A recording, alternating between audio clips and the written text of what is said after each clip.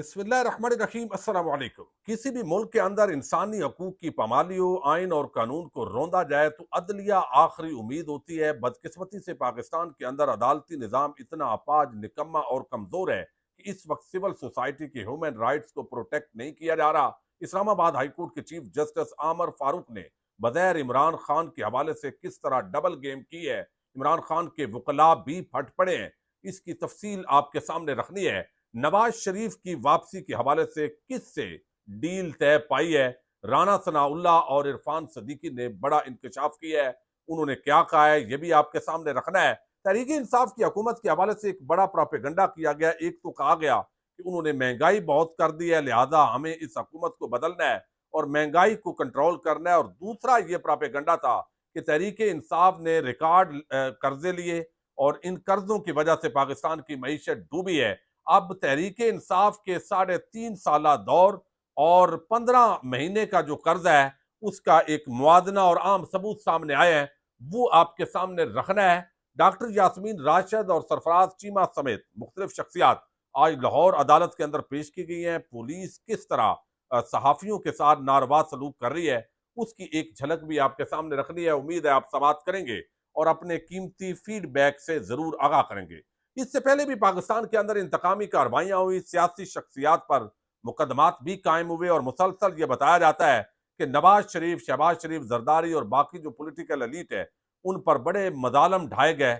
लेकिन जो इस वक्त हो रहा है इसकी कोई पाकिस्तान की तारीख के अंदर मिसाल नहीं है। हत्ता कि अयूब खान हो, जियाउल हक हो या परवेज मुशर्रफ हो, किसी दौर का भी इससे मुवाजना नहीं हो सकता। ये बगैर जमहूरी दौर है, लेकिन इसके अंदर जो कंट्रोल है वो किसी के पास नहीं है और ऐसे लगता है कि पूरे मुल्क को एक अजीब किस्म के जो है वो सूरत हाल से दो चार किया गया है। अब जिस तरह सियासी कैदियों के साथ सलूक हो रहा है, उनको जिस तरह फैसिलिटेशन नहीं दी जा रही, जो उनका कानून के मुताबिक हक है वो नहीं दिया जा रहा, इसका वादे मकसद यही है कि इमरान खान और तहरीक इंसाफ को कार्नर करना है।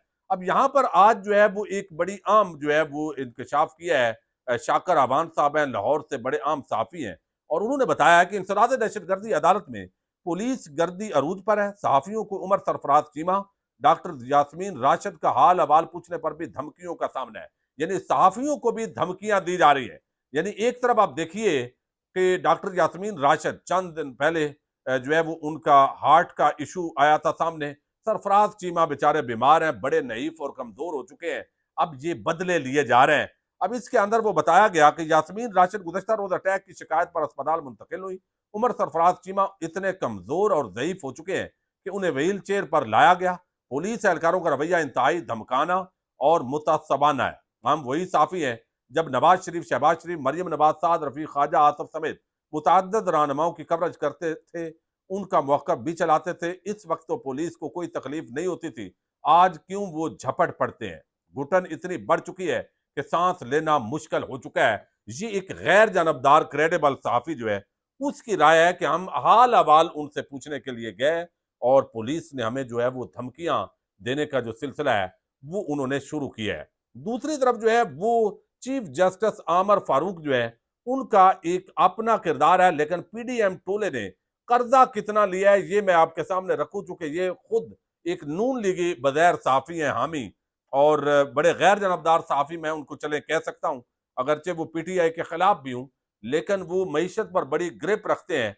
उन्होंने ये खबर दी है और वो बताते हैं राना साहब कि ये कितने कर्जे लिए हैं। शहबाज राना की रिपोर्ट है जो आज छपी है, जिसके अंदर बताया गया है कि Pakistan state bank of Pakistan के माली साल 2022-23 के इख्तिताम का मजमूई सरकारी कर्जा 44,4 रुपए से बढ़कर 62,9 ट्रिलियन रुपए हो गया है। सिर्फ 15 माह के कलील मुद्दत में कर्जों में 41.7% की रफ्तार से इजाफा हुआ है। 41.7% ये इजाफा किया है इस 15 महीनों के अंदर। ये जो महंगाई खत्म करने के लिए आए थे, महंगाई भी इन्होंने 2 गुना कर दी, कई गुना बढ़ा दी। डॉलर का रेट कम करने आए थे वो भी बढ़ा दिया, 300 पे छोड़ के जा रहे हैं। और अब वो कहते हैं कि इसके नतीजे में वफाकी हुकूमत का जो कर्जा है वजारत खजाना की बराह रास्त जिम्मेदारी है। जून 2023 के इख्तिताम तक ये बढ़कर 60.8 ट्रिलियन रुपए तक पहुंच गया। बुध को जारी होने वाली डेट जो है वो बुलेटिन के मुताबिक पीडीएम हुकूमत के 1 साल और 3 माह के दौरान हुकूमत में 16 खरब रुपए का इजाफा हुआ है। ये कर्जों का बेकाबू अखराजात, रियल स्टेट, सर्विसेज सेक्टर, ज़राअत जैसे शोबों से मुमकिना मसूलात की वसूली से कम और डॉलर के मुकाबले में रुपए की गिरती कदर की वजह से सरकारी कर्जों में गैर मुस्तकम रफ्तार से इजाफा हो रहा है। साबिक वज़ीर आज़म इमरान खान की हुकूमत 44 माह के दौरान हुकूमत में सरकारी कर्जों में 18.1 ट्रिलियन का इजाफा किया गया।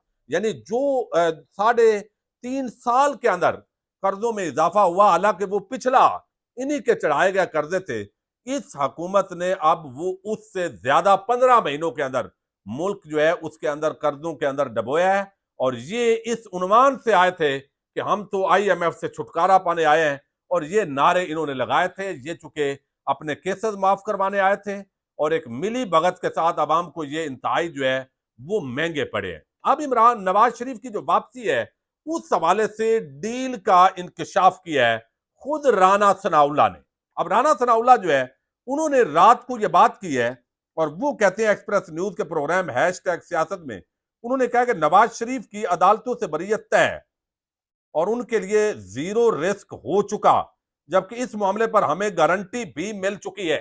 अब ये जो उनका केस है वो तो चीफ जस्टिस इस्लामाबाद हाईकोर्ट आमर फारूक की अदालत में है, तो उनको गारंटी किसने दी है? और ये वो कहते हैं राना सनाउल्लाह कि अदालती बरीयत तय है और उनके लिए जीरो रिस्क हो चुका है।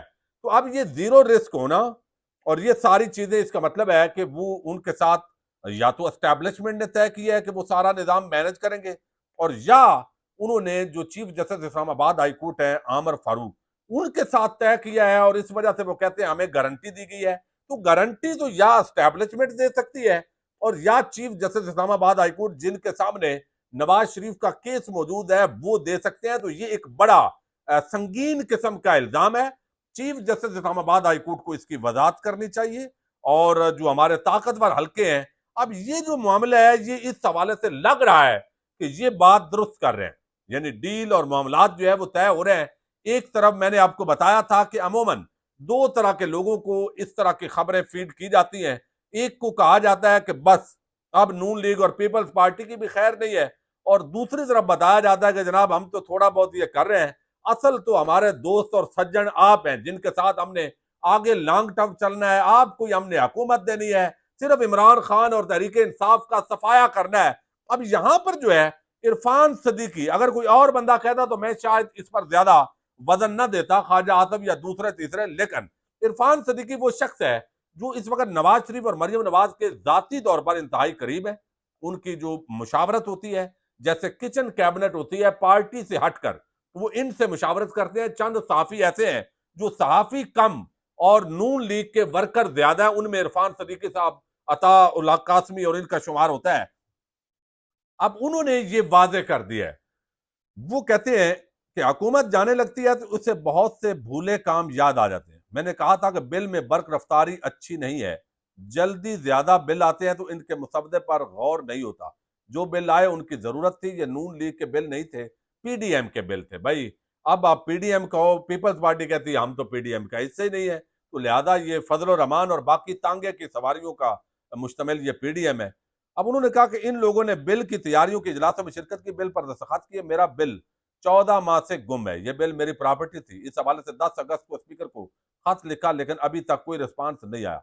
अब वो कहते हैं कि जो नवाज शरीफ है उनकी सितंबर के तीसरे हफ्ते में वतन वापस आएंगे और इंतखाबी मुहिम चलाएंगे। नवाज शरीफ चाहते हैं कि इलेक्शन में तखीर नहीं होना चाहिए, और नवाज शरीफ समझते हैं कि इस साल इलेक्शन हो जाएंगे। तो अब ये इलेक्शन आइन कानून के तहत जो है वो बात की जा रही है कि हो जाएंगे, और इरफान सदीकी कहते हैं कि सितंबर के तीसरे हफ्ते में नवाज शरीफ वापस आ रहे हैं। इससे पहले भी नून लीगी ये कह चुके हैं, दावे कई कर चुके हैं। तो इसके मुताबिक मुझे लगता है कि चूंकि ये सेनेटर इरफान सदीकी इंतहाई करीबी हैं, और राना सनाउल्लाह का ये कहना कि हमें गारंटी दे दी गई है कि मियां नवाज शरीफ को कुछ नहीं होगा, उनको छोड़ दिया जाएगा और अबूरी जमानत के लिए अप्लाई किया जाएगा, हिफाजती जमानत के लिए वो लैंड करेंगे, फिर वो लाहौर जाएंगे, जलसों की सूरत के अंदर साले जाफर पूरा नक्शा खींच चुके हैं। इन माहौल के अंदर एक मुजरम इश्तिहारी का पाकिस्तान के अंदर इस्तकबाल करवाया जाएगा। तो ये है एक मामला। अब दूसरी तरफ चीफ जस्टिस इस्लामाबाद हाईकोर्ट पर एक तो ये लग रहा है उनको वजाहत करनी चाहिए कि कहीं उन्होंने तो गारंटी नहीं दी। दूसरा, चूंकि नैब केसेस जो तरामीम है, वो केस इस्लामाबाद हाई कोर्ट के सुप्रीम कोर्ट ऑफ पाकिस्तान में इंतहाई आम है, उसका फैसला जो है वो अहमियत का अमल होगा और डिटरमिन करेगा कि नवाज शरीफ वापस आएंगे या बाकी भी नून लीगी लंदन जाएंगे।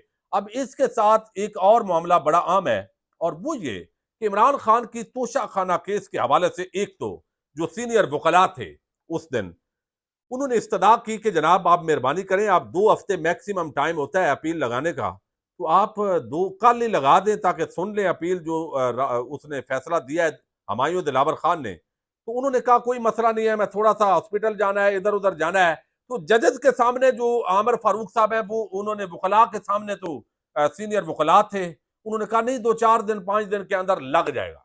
लेकिन गेम वही की है, या तो इस वक्त बहुत सख्त बीमार है आमिर फारूक साहब और पता नहीं कौन सी वो बीमारी है, मखसूस दिनों के अंदर वो ज़हूर पजीर होती है। और अब इमरान खान साहब का आज भी अटक से अडयाला जेल मुंतकिली और घर से खाने की फरामी की जो दरखास्तें हैं वो चीफ जस्टिस आमर फारूक की अदालत के अंदर थी, लेकिन आज भी उन पर समाअत नहीं हुई। और चूंकि जज साहब हाजिर ही नहीं थे तो अदालत ने पंजाब हुकूमत से जवाब तलब कर रखा था। अदालती हुक्म अदूली पर अटक इंतजामिया के खिलाफ तो इन्हें अदालत कार्रवाई पर समाअत भी होनी थी, लेकिन वो समाअत नहीं हुई। अब एक तरफ जो है वो जो केस अब लगाया गया तोशा खाना की अपील का, वो लगा दिया 14 दिन के बाद। 5 दिन 4 दिन की बात की, 14 दिन जो मैक्सिमम लिमिट है वो लगा दी। जैसे हमायूं दिलावर खान, उनके पास उस कानून के तहत तोशाखाना में इमरान खान को सजा देने के लिए मैक्सिमम 1 लाख तक जुर्माना वो कर सकते थे और 3 साल तक सजा दे सकते थे। उन्होंने बजाय सजा थोड़ी देने के कि 1 साल कर दें, 6 महीने कर दें, उन्होंने जो जितना कानून में लिखा था 3 साल जो मैक्सिमम सजा थी वो दी, जुर्माना भी मैक्सिमम दिया, जो एक सही मुतासब और अजीब यानी मकबूतुल हवास या जो लफ्ज चले ये एतराज वाला होगा इसको हम रिवर्स कर देते हैं, यानी वो जो कर सकता था इंतकाम उसने लिया। अब दूसरी तरफ जो है वही काम हमारे आमर फारूक साहब कर रहे हैं।